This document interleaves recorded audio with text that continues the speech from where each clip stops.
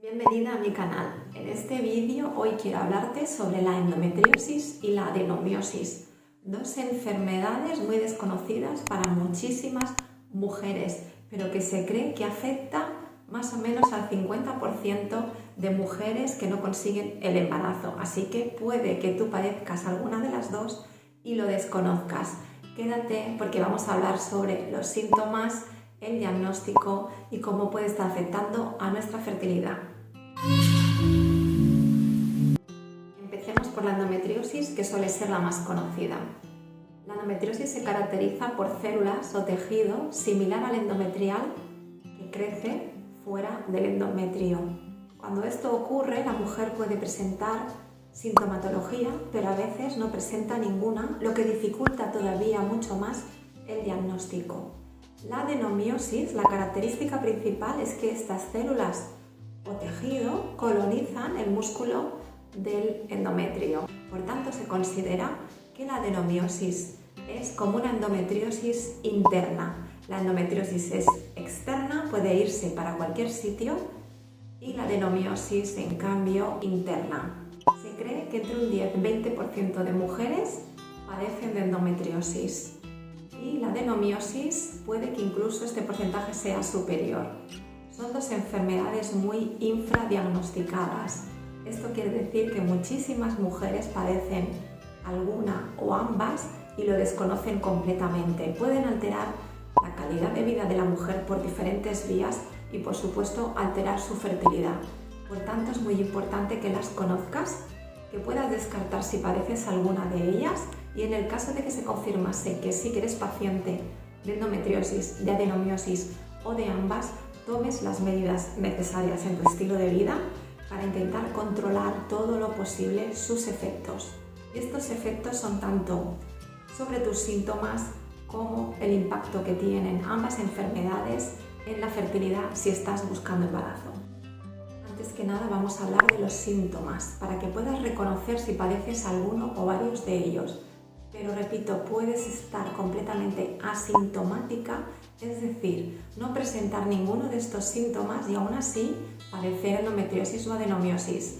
La ausencia de síntomas no te garantiza que no padezcas ninguna de estas enfermedades. Pero ten en cuenta que es muy importante el diagnóstico para confirmar si estos síntomas se corresponden a una endo o una adeno, ya que podrían ser otras causas diversas. No son exclusivos ni de la endometriosis ni de la adenomiosis. Tenlo muy presente. El síntoma más común de la endometriosis y la adenomiosis, sin duda, es el dolor. El dolor. Sobre todo el dolor asociado con el ciclo menstrual, es decir, tanto con la ovulación como con la regla. Es muy normal que las mujeres con endometriosis o adenomiosis tengan ovulaciones dolorosas, incluso muy dolorosas, y también una menstruación muy dolorosa, incapacitante. Este dolor puede empezar unos días antes de la regla, continuar durante la regla, o a veces empieza con la ovulación y ya no se va hasta que llega la regla y ya se va acabando los días del sangrado. Puede variar mucho esta sintomatología, pero el dolor asociado a tu ciclo menstrual es una de las primeras cosas que te tiene que hacer sospechar que puedas padecer una endometriosis o una adenomiosis. No es seguro que sea así, pero sería la primera sospecha siempre que hay que descartar. Otros dolores serían, por ejemplo, dolores de cabeza y migraña. Son muy típicos también, no lo padecen todas las pacientes, pero sí que es bastante habitual. Otro tipo de dolor sería, por supuesto, dolor pélvico crónico, también dolor lumbar, y en general la fatiga también es muy común en las pacientes de endometriosis y de adenomiosis. El dolor en las relaciones sexuales. Este es muy común y del que se suele hablar muy poco, porque muchas veces las mujeres ni siquiera se atreven a comentarlo, ni con su círculo cercano y a veces tampoco con sus médicos. Siempre que tengáis dolor en las relaciones, tenéis que comunicarlo a vuestro médico, ya que hay que descartar una posible endometriosis o adenomiosis. Dolor también al orinar, dolor también al defecar. Suele aumentar este dolor normalmente o solo darse en estos momentos, ovulación y menstruación, pero es otro tipo de dolor también bastante habitual. Otros síntomas sin duda serían esas reglas abundantes, También pueden ser largas, esa presencia de coágulos en el sangrado de la menstruación y también manchados entre la regla, el conocido como spotting, que es más habitual desde la ovulación. Este tipo de sangrado se da en muchas mujeres con endometriosis o adenomiosis, aunque no en todas, por supuesto.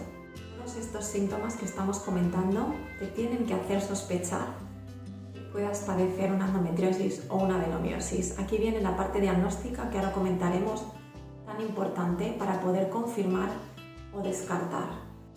Sobre el dolor menstrual hablaremos con más calma en otros vídeos porque desgraciadamente está demasiado normalizado en la sociedad, pero también dentro de la comunidad médica científica.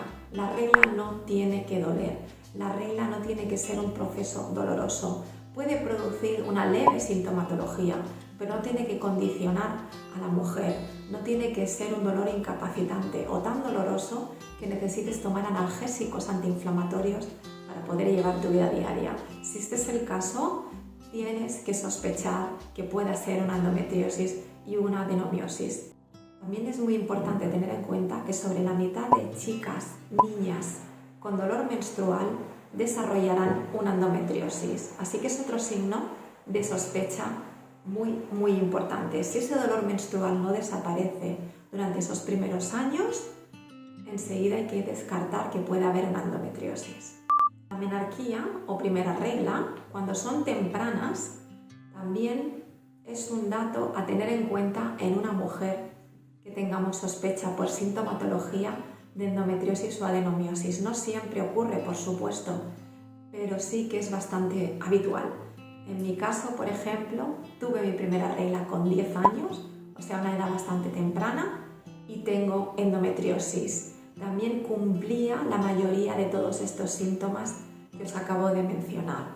Es decir, tenía una endometriosis de libro y aún así nadie durante todos mis años de vida adulta y los años de infertilidad me mencionó en ningún momento la posibilidad de que pudiese padecer tanto endometriosis como adenomiosis. Fue un hallazgo completamente casual. No buscaban endometriosis, pero se la encontraron. Así que este es mi caso, pero os voy a contar todo lo que tienes que tener en cuenta para ese diagnóstico y ojalá que no te ocurra como a mí y que aparezca tu endometriosis así sin esperarla. Nos dan muchas señales normalmente, tanto la endometriosis como la adenomiosis, aunque ten en cuenta, te lo vuelvo a repetir, que hay un porcentaje de mujeres que no padecen ninguna sintomatología, pero en cambio tienen o endo o adenomiosis. No puedes descartarla completamente, aunque no tengas esta sintomatología. Pero si estás buscando embarazo y aún no lo has conseguido, ten en cuenta que sin todo esto, pero padeciendo de infertilidad, la infertilidad ya es un signo de una posible endometriosis. Tal y como te he dicho al principio, sobre el 50% de mujeres con problemas de fertilidad padecen endometriosis o adenomiosis y un gran porcentaje de ellas lo desconocen completamente. ¿Cuáles serían entonces las pruebas diagnósticas? Vamos a empezar un poco por el final. La prueba diagnóstica, que sigue siendo 100% diagnóstica, es la laparoscopia con biopsia de muestra de tejido. Sigue siendo desafortunadamente hoy en día la única prueba 100% diagnóstica. ¿Esto qué quiere decir? Que nos tenemos que hacer una laparoscopia todas las mujeres que podamos sospechar, que nuestros médicos puedan sospechar que padecemos endometriosis o adenomiosis. Rotundamente no. Ante la sospecha de endometriosis o adenomiosis, lo primero que hay que realizar es una ecografía transvaginal. Si puede ser con un ecógrafo de alta resolución y con un profesional especializado en endometriosis y adenomiosis. La adenomiosis, si se hace la ecografía bien hecha, con una buena máquina, un buen ecógrafo y un buen especialista, se tiene que diagnosticar solamente con esta prueba. Es muy raro que no se vea. A veces hace falta una histeroscopia para poderla diagnosticar, pero normalmente lo más habitual es verlo ya en esta ecografía. Ecógrafo de alta resolución y especialista que conozca muy bien ambas enfermedades. La endometriosis, desgraciadamente, no siempre se ve en una ecografía transvaginal, porque recuerda que puede viajar hacia cualquier órgano, tejido de nuestro cuerpo, aunque lo más habitual es que se quede en la zona pélvica. No podemos descartar absolutamente nada. Muchas mujeres son ya diagnosticadas de endometriosis con esta ecografía transvaginal realizada con un ecógrafo de alta resolución y un especialista en endometriosis, porque en muchos casos, si no se cumplen estos requisitos, puede ser que la endometriosis esté, pero que no se la vea, que el especialista la pase completamente de largo. No siempre es tan fácil ver la endometriosis, aunque esté en un sitio visible por la ecografía transvaginal. Si nos realizan esta ecografía y aún así no se ve absolutamente nada, todavía no podemos descartar una endometriosis. Esto es muy importante. En mi práctica diaria tengo muchos casos de chicas con una sintomatología compatible con una endometriosis a las que nunca se las ha valorado correctamente y en algunos casos se les ha hecho ecografía y les han descartado que padezcan endometriosis. Esto es un grandísimo error y que no debería suceder. No se puede descartar una endometriosis a una paciente con sintomatología porque la ecografía salga bien. Tenemos que mirar muchísimo más. Tal y como ya te he comentado, estas células, este tejido parecido al endometrial, puede crecer casi en cualquier sitio. Por tanto, puedes tenerlo, por ejemplo, en el recto, puedes tenerlo en los intestinos, puedes tenerlo en la vejiga, puedes tenerlo en el peritoneo. Además, la endometriosis peritoneal se considera que es la más común. El peritoneo es ese tejido que recubre todos nuestros órganos pélvicos. Ese fue mi caso. Cuando yo me desperté de la laparoscopia, me informaron de que me habían extirpado un endometrioma, más conocidos como quistes de chocolate, justamente del peritoneo. Por eso, mi endometriosis nunca se había visto por ecografía. Otro lugar muy habitual de endometriosis son las trompas de falopio. Normalmente, hasta que no hacemos la histerosalpingografía, la prueba de las trompas, no se visualizan correctamente estas trompas. Pero la prueba de las trompas no suele realizarse de manera sistemática ante una sospecha de endometriosis, ni muchísimo menos. Es una prueba que normalmente se deja para las pacientes de infertilidad. No es una prueba especialmente agradable y que salga alguna obstrucción, algún problema en las trompas, tampoco se puede asegurar al 100% que sea una endometriosis. Que sería lo más habitual si tengo una paciente con sintomatología, por supuesto, pero no podemos confirmar al 100% que sea una endometriosis. Como esta prueba no se suele usar para el diagnóstico de endometriosis, después de una ecografía que haya dado negativa, ¿qué más podemos hacer? Sin duda, el siguiente paso sería una analítica sanguínea. Hay muchísimos marcadores que pueden hacernos sospechar de una endometriosis, pero todavía no hay un consenso científico sobre cuáles serían, ya que aunque hay muchos estudios sobre varios de ellos, no todos son igual de concluyentes. Aún así, sí que tenemos suficiente información para poder ir comprobando algunos. Si algunos no salen positivos y además tengo sintomatología, la sospecha todavía es más clara. ¿Cuáles son estos marcadores? Los primeros que se suelen comprobar, sin duda, son unas proteínas conocidas como marcadores tumorales. Lo sé, el nombre es horrible, pero no pienses en el nombre. Son los conocidos como CA125 y CA19.9. Principalmente, existen otros, pero principalmente se miran estos dos. Si te saliesen positivos y tienes una sintomatología compatible con endometriosis, lo más normal es que sí que tengas una endometriosis. Aún así, esta prueba no es diagnóstica, para nada. Como te he dicho antes, la laparoscopia es la única prueba 100% diagnóstica, pero lo más habitual es que una mujer en edad fértil que tenga dolores menstruales, que tenga sintomatología en general típica de la endometriosis, además padezca de infertilidad y en sangre veamos estos marcadores positivos, en el 90 o más por ciento de los casos es sin duda una endometriosis. Si estos marcadores me dan negativo, ¿tengo que descartar una endometriosis? No. Por cierto, estos marcadores también se usan para la adenomiosis. Tal y como te digo, no puedes descartar que tengas una endometriosis. La endometriosis es una enfermedad muy compleja, exactamente igual que la adenomiosis. Son enfermedades crónicas, inflamatorias y estrógeno dependientes. Esto nos da mucha información sobre ambas enfermedades y sobre la paciente. Esto podemos usarlo en las analíticas para intentar encontrar esas pistas que nos puedan confirmar, reafirmar en nuestra sospecha.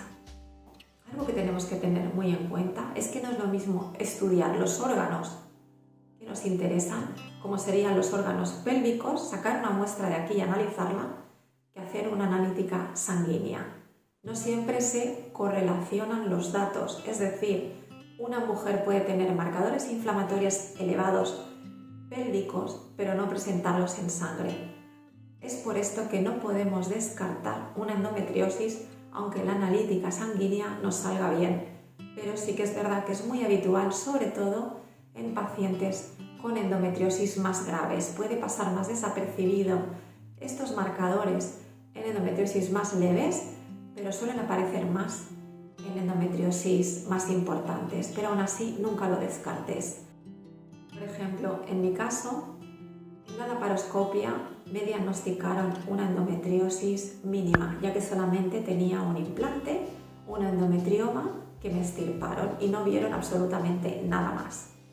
Aún así, yo siempre he tenido la proteína C reactiva muy elevada, siempre. Nunca le he dado importancia a ningún médico a este marcador, pero sin duda me estaba indicando algo, aunque nadie le prestó atención.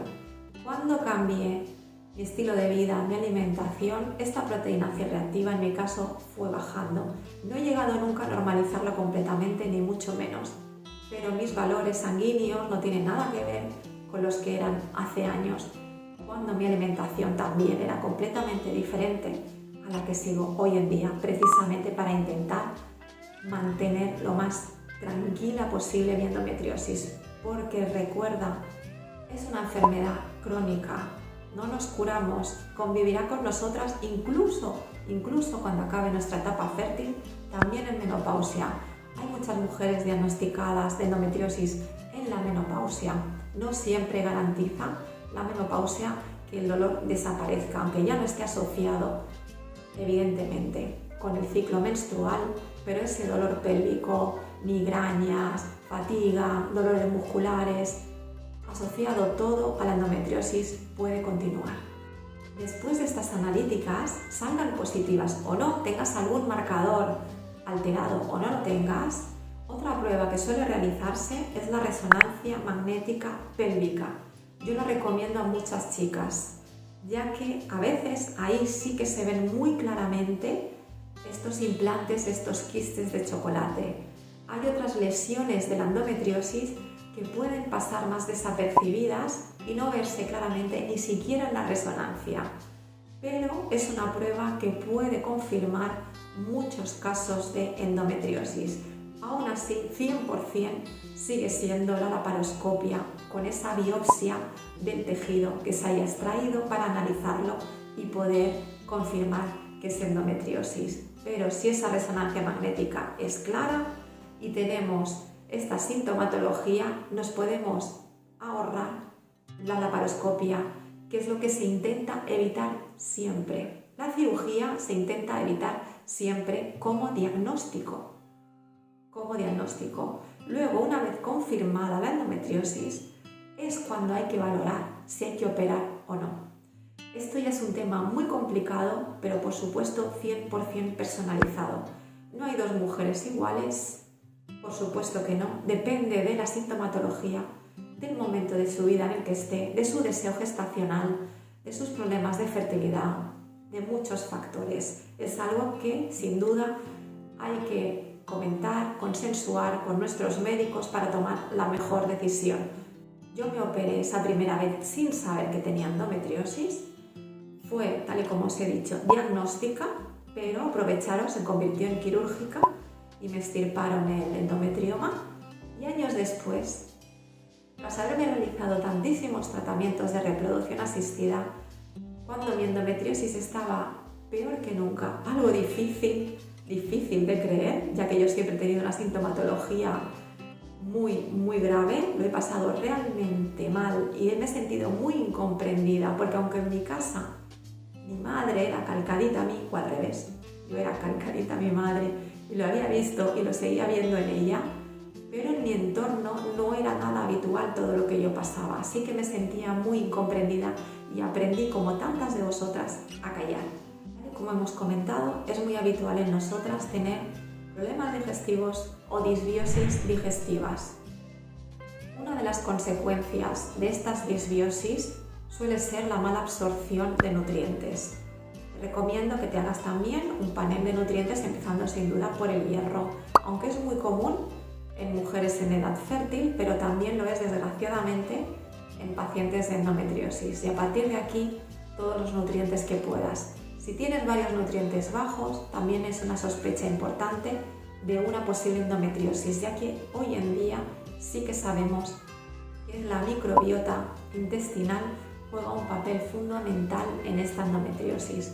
Todavía no sabemos si ha sido parte de esa causa o si es consecuencia, pero que está 100% involucrada en todas las pacientes, pero en diferentes grados, por lo que muchas de nosotras ni siquiera notaremos sintomatología asociada a nuestra salud digestiva. Pero si nos hiciésemos estos cultivos, estos análisis de la microbiota intestinal, ahí sí que saldrían estas alteraciones. Como puedes comprobar, la endometriosis es una enfermedad muy compleja, incluso en su diagnóstico. Pero es muy importante saber si la padecemos o no, tanto la endometriosis como la adenomiosis, ya que ambas pueden afectar muchísimo a la calidad de vida de la mujer, pero también a la fertilidad, y de diferentes maneras. Por ejemplo, se cree que la endometriosis puede afectar la calidad del óvulo, también al desarrollo del embrión y a la implantación embrionaria. No es ninguna tontería padecer de endometriosis. Hace unos años no se le daba la debida importancia, se creía que solamente en grados muy importantes de endometriosis, o si estaba localizada esa endometriosis, por ejemplo en los ovarios, podía afectar a esa calidad, incluso cantidad de ovocitos, pero hoy en día sí que sabemos, incluso las endometriosis mínimas o más leves pueden alterar mucho la fertilidad de la mujer. Es una enfermedad muy compleja, multifactorial, que puede estar alterando diferentes sistemas que tienen mucha importancia en la fertilidad de la mujer. Son dos enfermedades inflamatorias estrógeno dependientes, pero además, y esto es muy importante, tienen un componente autoinmune. Esto del componente autoinmune, ¿qué significa? Significa que el debate está servido y que nadie se pone de acuerdo si debe considerarse una enfermedad autoinmune o no, porque la gran pregunta es: ¿el sistema autoinmune es culpable del desarrollo, del origen y el desarrollo de la endometriosis, o es una consecuencia de ese ambiente inflamatorio y estrogénico? Algún día conoceremos la respuesta, pero actualmente todavía se denomina componente autoinmune, pero no claramente enfermedad autoinmune. ¿Esto qué quiere decir? Que puede dañar muchísimo, por supuesto, la fertilidad solamente por este componente autoinmune, pero además también la salud de la mujer. Aunque no busques embarazo, debes saber que si padeces de endometriosis o de adenomiosis, tienes muchas más posibilidades de desarrollar con los años otras enfermedades que sí son reconocidas como autoinmunes. La más importante, la que suele ser más común sin duda, es el hipotiroidismo de Hashimoto, pero no es el único. La fibromialgia también está muy asociada a la endometriosis, así que tal y como puedes ver, no son ninguna tontería de enfermedades, no se limitan a un dolor de regla, ni mucho menos, y desgraciadamente tampoco a dificultarnos el embarazo. Pueden dañar mucho nuestra salud presente, pero también futura. Son enfermedades que debes conocer, que debes reconocer, asegurarte si padeces o no padeces, e independientemente de tu deseo gestacional y de conseguir o no conseguir el embarazo, debes tenerlas siempre muy presentes en tu vida diaria, tomar las medidas adecuadas para mantener a raya, porque nunca conseguiremos acabar con ellas, pero sí que podemos conseguir un equilibrio, una estabilidad o una cierta estabilidad en esta sintomatología y que estas características no sean tan agresivas. Ojalá algún día las mujeres no tengamos que pasar una verdadera odisea, la mayoría de nosotras, para ser diagnosticadas de endometriosis o de adenomiosis. En mi caso, tal y como os he contado ya, yo llevaba ya 5 inseminaciones negativas, tal y como os he dicho, con una sintomatología de siempre, desde que era una niña, completamente 100% compatible con endometriosis. Nunca nadie me habló de esta enfermedad, nunca nadie sospechó nada, y si lo sospecharon, a mí no me lo dijeron. Y en esa laparoscopia diagnóstica que por protocolo realizaba mi hospital a todas las pacientes, que en ese momento eran 3 inseminaciones, solo que yo ya me había hecho 2 por privada, o sea que yo llevaba 5, aunque el hospital pedía 3 inseminaciones negativas, realizaba esa laparoscopia a todas para intentar ver si había algo más. Por desgracia, esto ocurrió hace ya unos cuantos años, exactamente fue en el año 2005, y a mí me realizaron esta laparoscopia por protocolo, y cuando me desperté me encontré en la sorpresa. El cirujano me dijo: tienes endometriosis, lo confirmaremos con la biopsia, pero sin duda es un quiste de chocolate. Y yo en ese momento había oído la palabra, pero como algo tan lejano que no tenía ni idea de qué era la endometriosis. Pero no os perdáis el dato, mi madre también padece, porque tal y como os he dicho, la endometriosis incluso en la menopausia puede dar problemas, está ahí. Endometriosis, ella también. Nadie me preguntó si había casos, si mi madre tenía también reglas dolorosas, o mi abuela, o mis tías, incluso operaciones. A mi madre no le hablaron nunca, esto hace los años que hace, por supuesto, de endometriosis. A ella la operaron de urgencias por un dolor muy fuerte, ya tenía una endometriosis muy extendida, y solamente le dijeron que estaba llena de restos de regla. Esos famosos quistes de chocolate. Era evidentemente endometriosis. No es hereditaria la endometriosis, chicas, pero sí que heredamos ciertos factores genéticos. Eso, junto a otros factores, son los que provocan que desarrollemos la endometriosis. Que nuestra madre padezca endometriosis no significa que seguro la vayamos a padecer, pero tenemos más posibilidades de una chica que no tenga endometriosis en su familia. Esta es la realidad, no es hereditaria, quedaros con este concepto. Hace años se creía que sí, pero actualmente se sabe que no es así, pero sí esa predisposición que sí que podemos heredar. Nuestro estilo de vida puede influir muchísimo en nuestra enfermedad, no lo dudes. No lo dudes, cada vez hay más investigación, pero además no solamente hay investigación, sino que es muy importante la experiencia de las propias pacientes. Nosotras somos un estudio viviente, somos estudios que andamos por la vida y que nadie nos presta atención. Si tomamos ciertas medidas, si hacemos ciertos cambios y mejoramos, no hay mejor estudio que este, no te arrepentirás nunca, te lo aseguro completamente. A mí me cambió la vida, literal.